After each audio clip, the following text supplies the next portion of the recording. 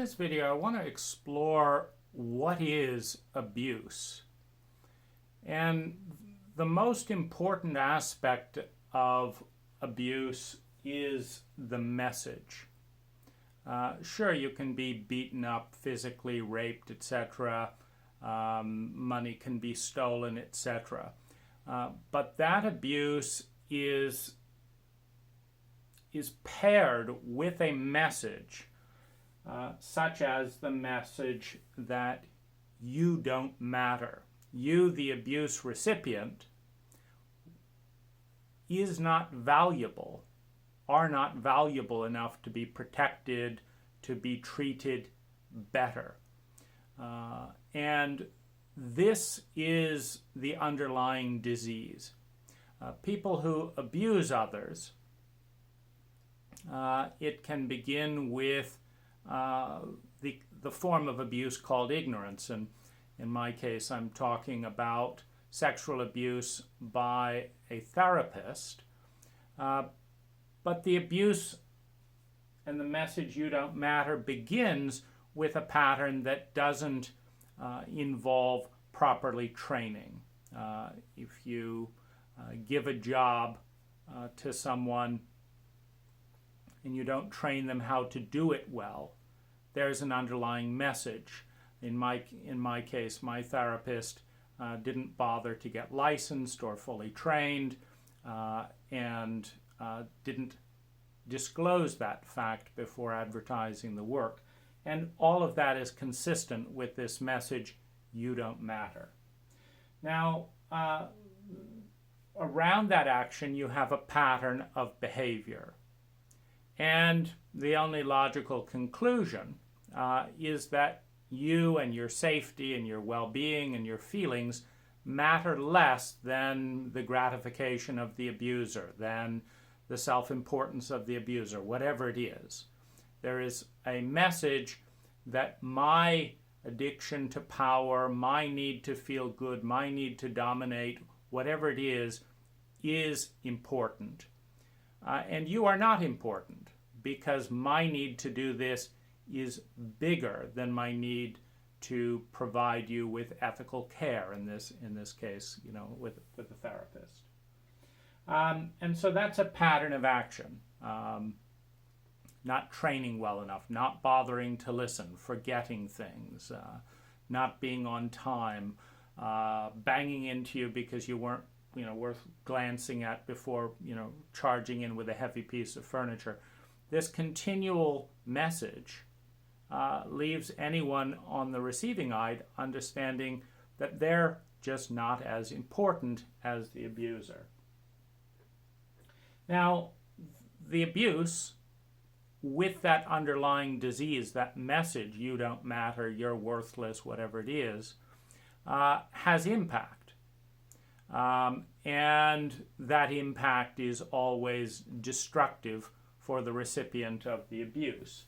And so that's the next layer.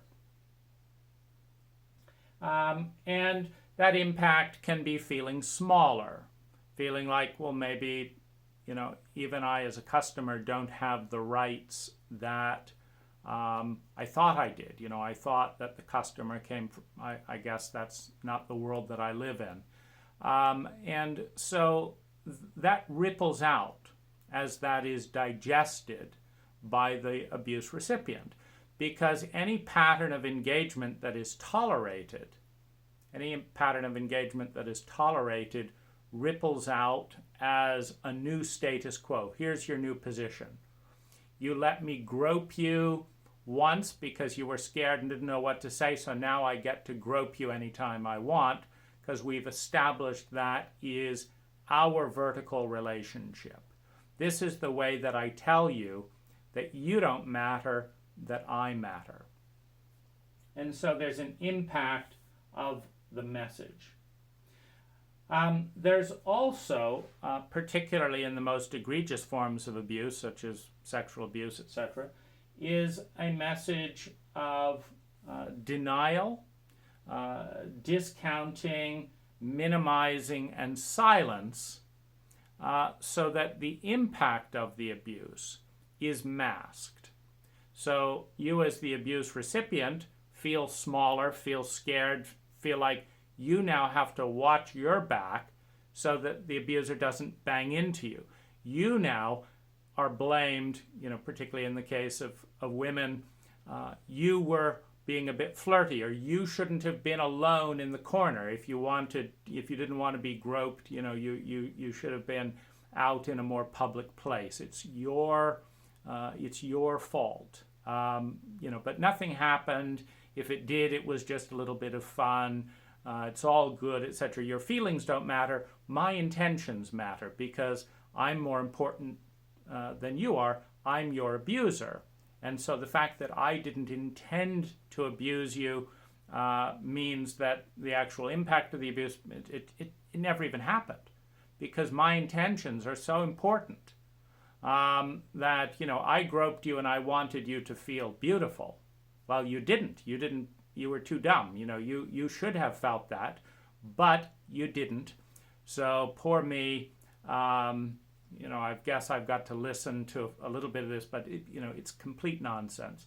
And so the next wave is denying, discounting, minimize, or complete silence. Like you meet someone after an abusive incident, and they kind of look over as if absolutely nothing has happened.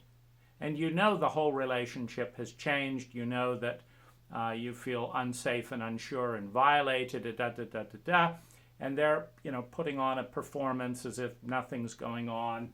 And this performance is much easier in dynamics of authority. For example, my therapist was quite popular in the community, and so I'm left to feel in hundreds of little ways that if the crowd had to choose, they would get rid of me because I'm feeling small and not very talkative, etc. But my abuser is being, the center of attention, etc. So it never happened. It also can get, if the abuse recipient speaks up about it, it will be reclassified. That's not fair.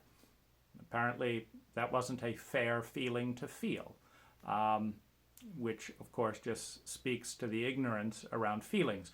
You don't get to choose your feelings. You can direct your thoughts to some extent, and you can also direct your behavior to some extent in such a way that you're more likely to feel positive. For example, taking yourself to a well-referred therapist to do healing work is a step towards probable healing. But if that healing doesn't take place, that was healing. That was me expressing my love for you, etc., etc. Really taking a personal interest.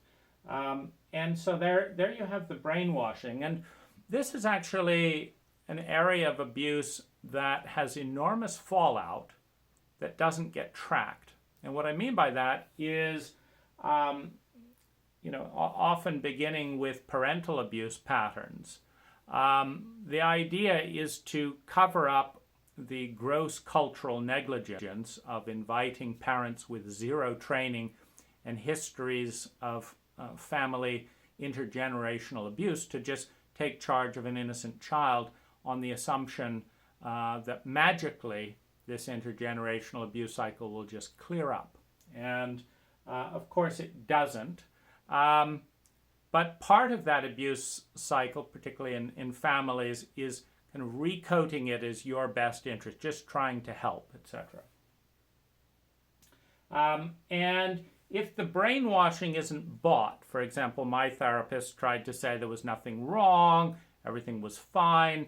I wanted him to apologize, and he charged me $175 an hour to listen to my request for an apology.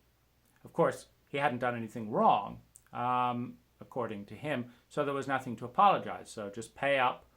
I've patiently listened as your therapist that you didn't like being sexually abused in therapy under the influence of psychedelics, and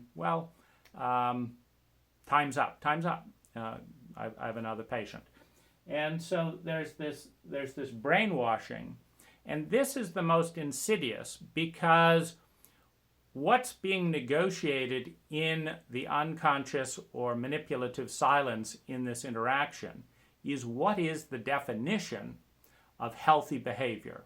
What is the definition of love? What is the definition of a good relationship?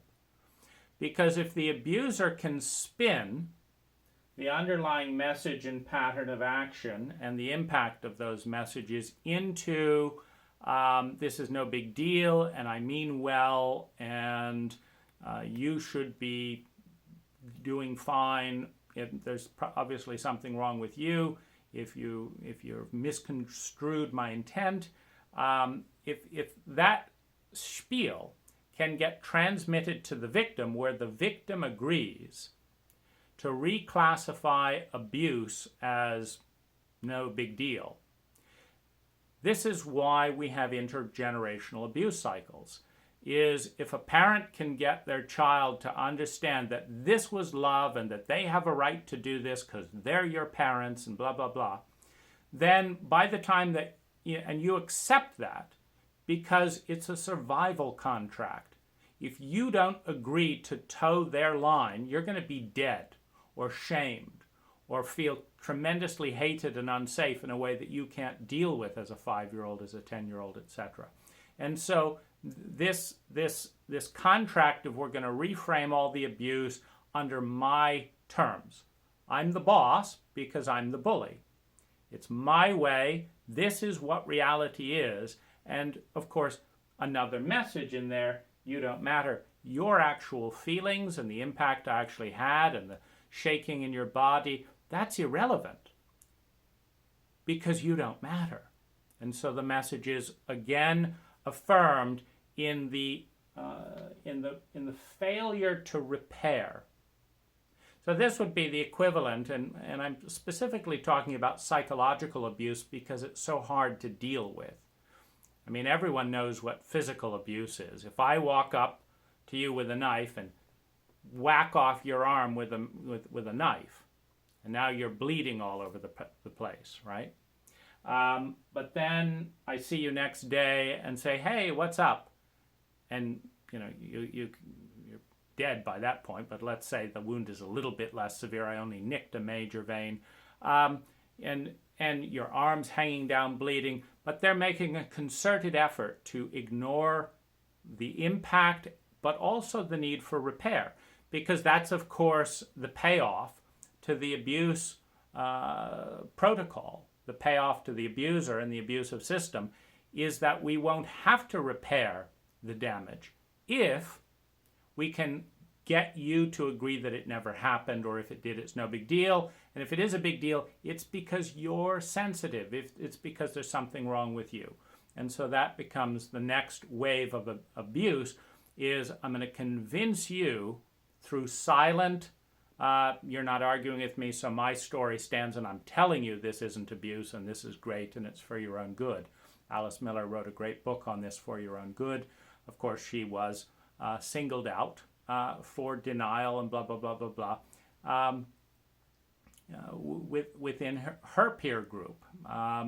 We protect unconscious abuse cycles in our cultures very tenaciously, because if we acknowledge what a big deal it is, then of course something has to be done.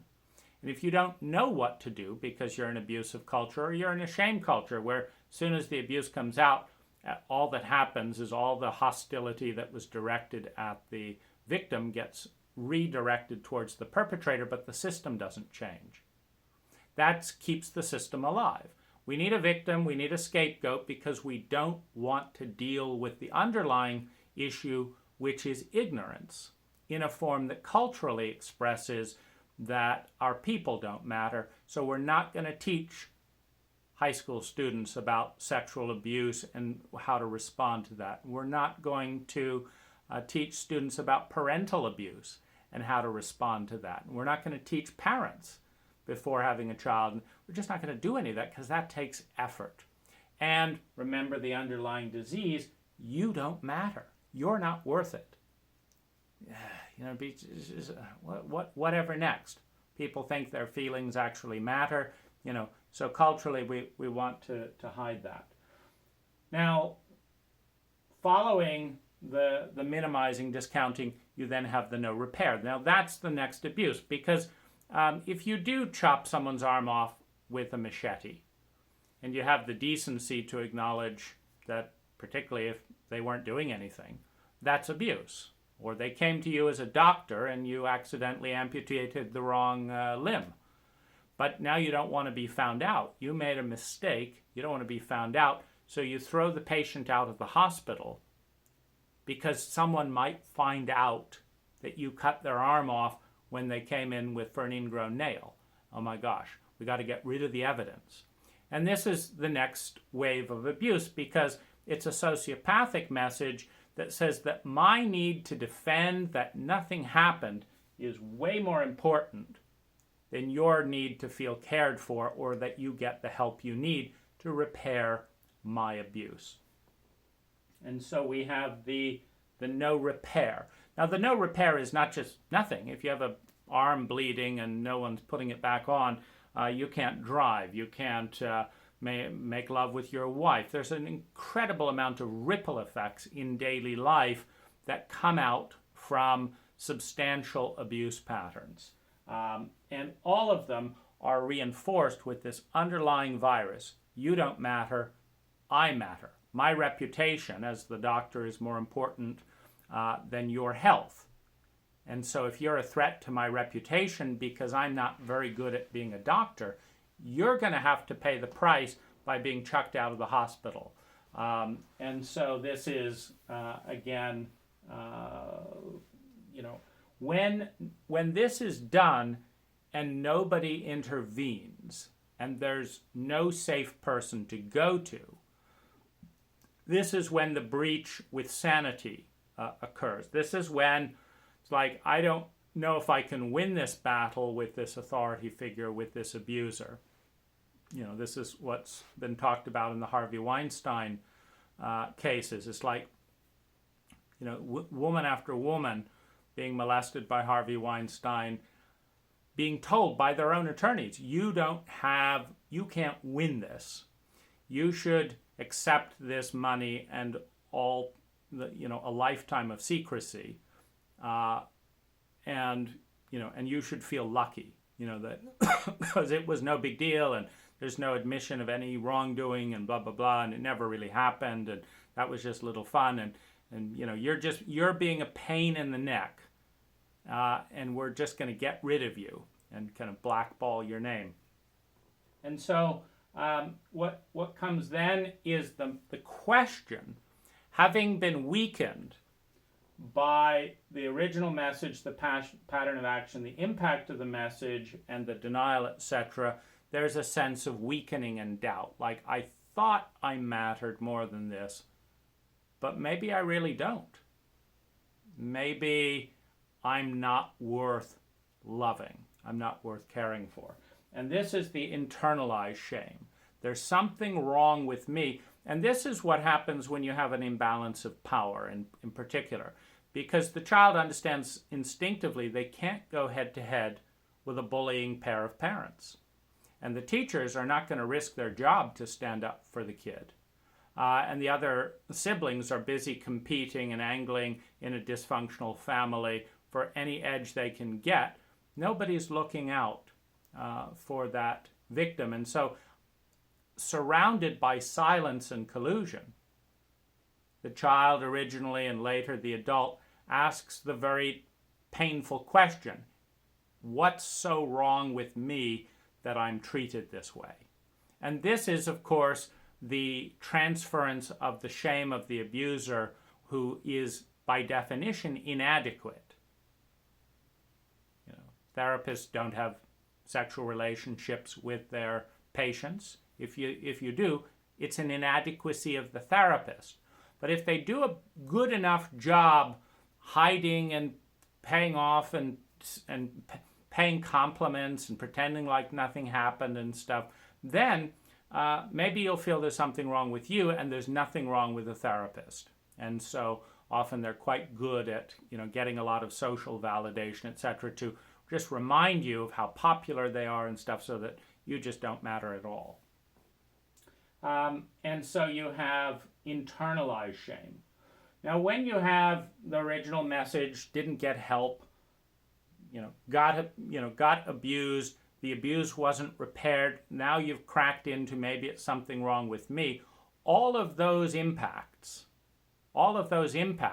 start to create damage to the lifetime, to what's going on in your daily life.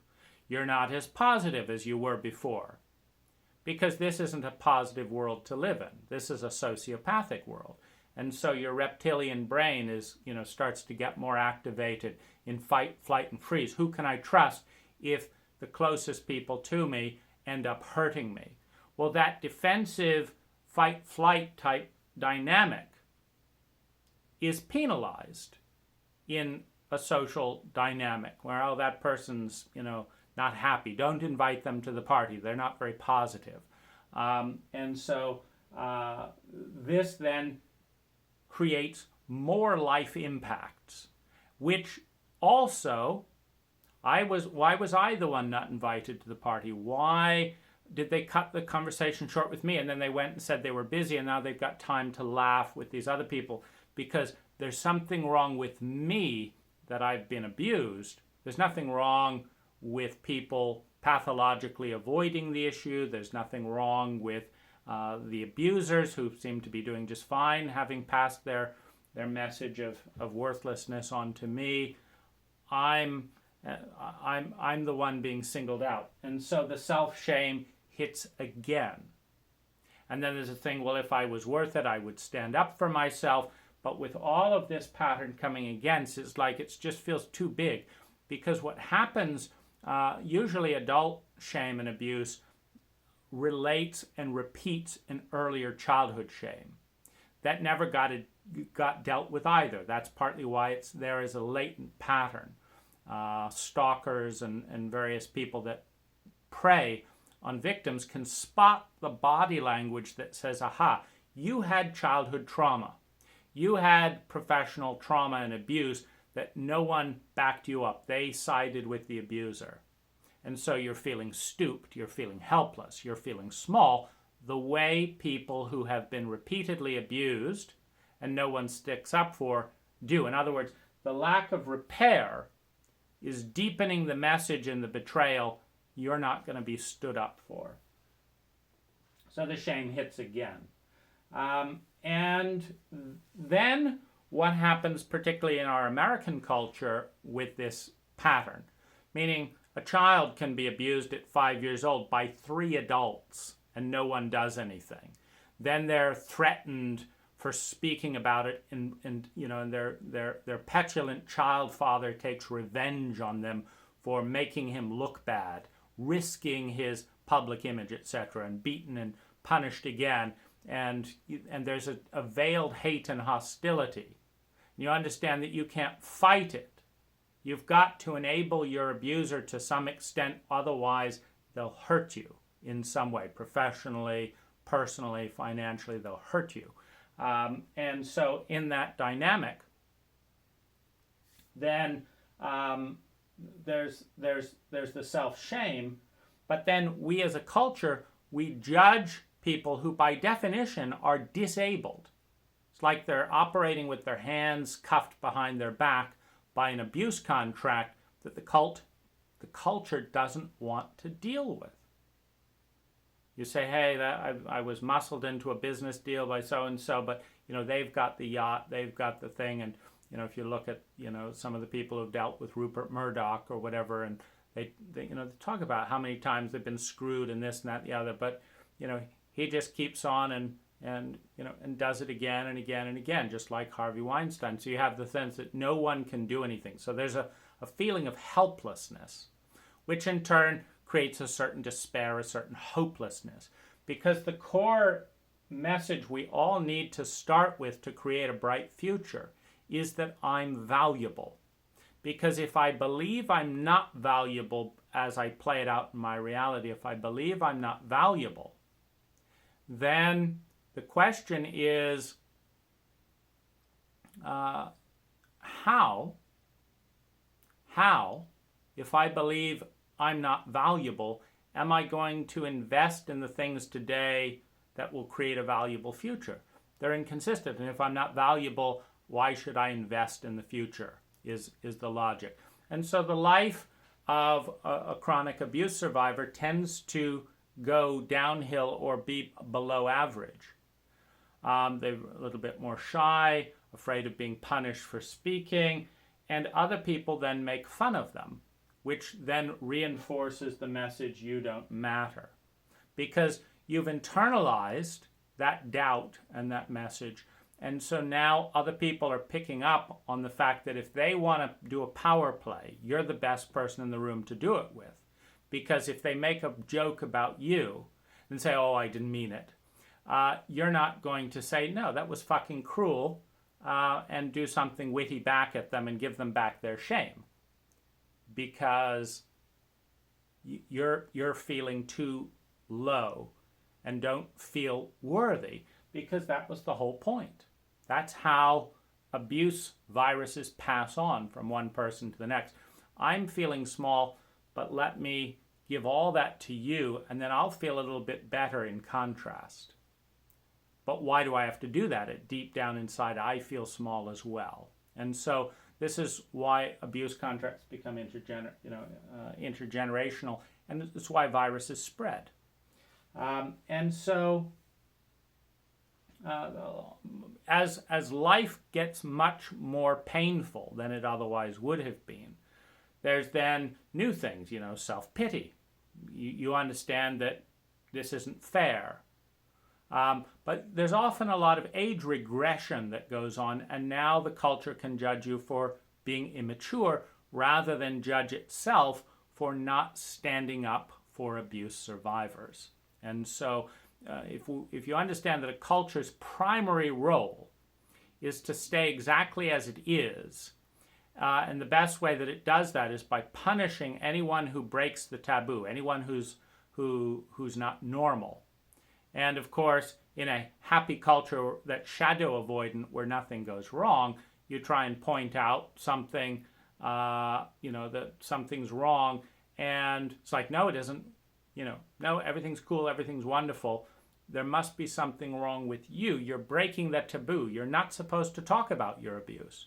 You're supposed to suck it up and just get on with it. And when you're powerful and at the top, you can abuse other people as well. That's the way the system works.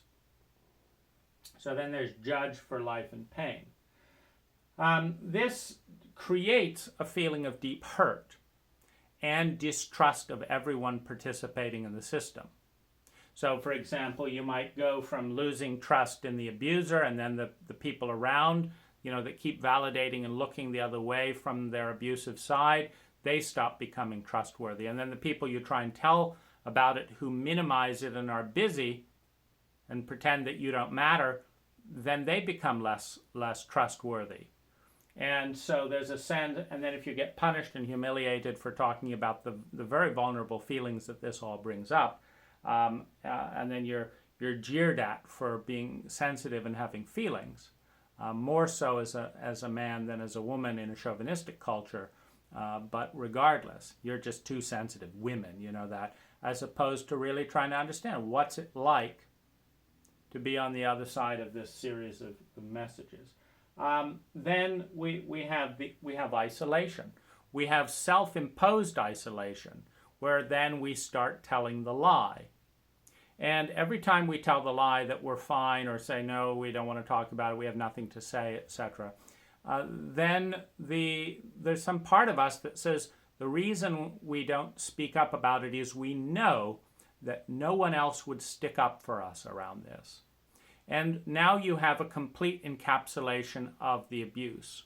Now, if you carry it further, and one of the reasons that abuse is spread, where a victim can become a perpetrator, if you carry it further into various forms of self-hatred and self-loathing and despair, when you're in trauma, self-hatred and self-loathing, you, as the original victim, become more and more self-absorbed. I hope no one finds out. I hope no one... It's all about you because you're not in a safe framework.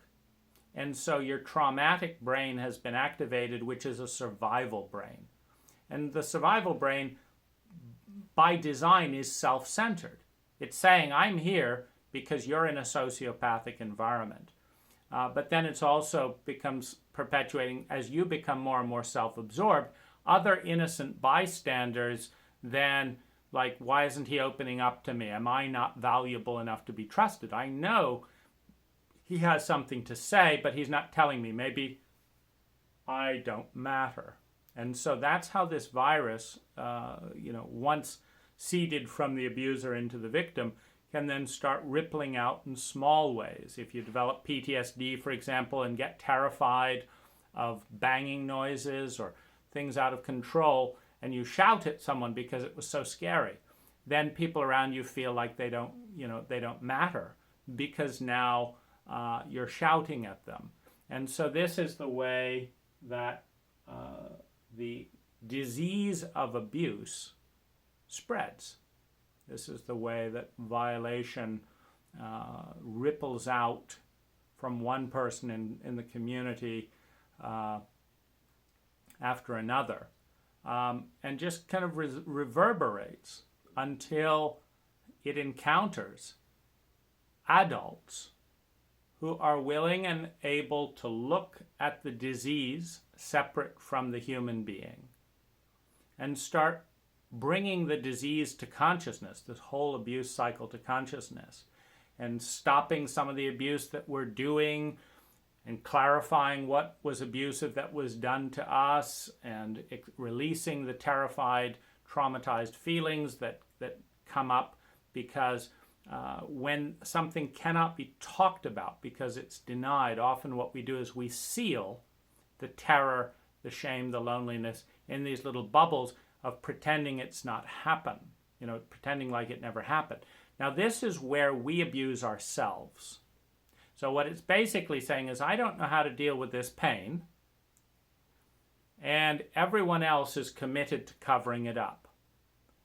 And because I have a need to survive, to feel secure, to have a sense of love and belonging and a sense of self-esteem, I need people to like me.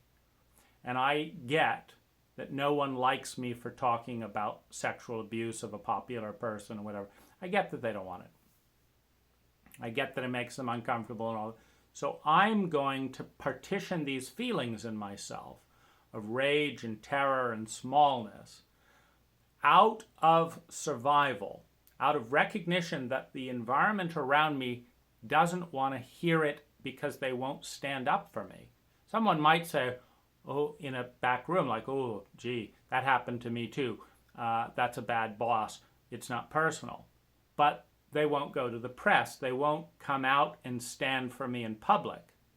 So now there's just a club of abuse survivors that, are not saying that the next victim is worth the risk of coming forward. And so this is then how it spreads outward, because then next time that victim of abuse is in another situation where they have all the power, now the fear of all that pain and rage that they were forced to stuff inside, the fear they'll be punished for that dissipates. And so perhaps their fear and rage and anger comes out, only it's directed not at the original abuser or at stopping the abuse pattern. It's directed to someone else who's helpless and has to take the abuse. Thus, this intergenerational dynamic with parents, where the parent, as the child, never had the courage and health and support to confront the abuse at home, was teased at school for having feelings, partitioned it all away, and then suddenly they find themselves caring for an innocent child. And now all the bottled up energy and all the energy it took to hide all those feelings and just block them down rushes up because there's no fear. How can you be afraid of a 2-year-old?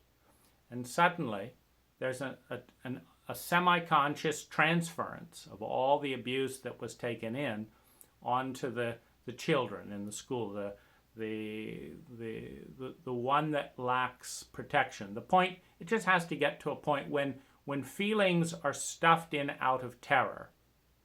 All that has to happen for that bubble to burst is that the terror goes down to a point where that energy can bubble up because they're not afraid anymore. Now, in a very healthy situation, that happens with a therapist. In an unhealthy situation, it gets passed on to children or women who aren't as physically strong,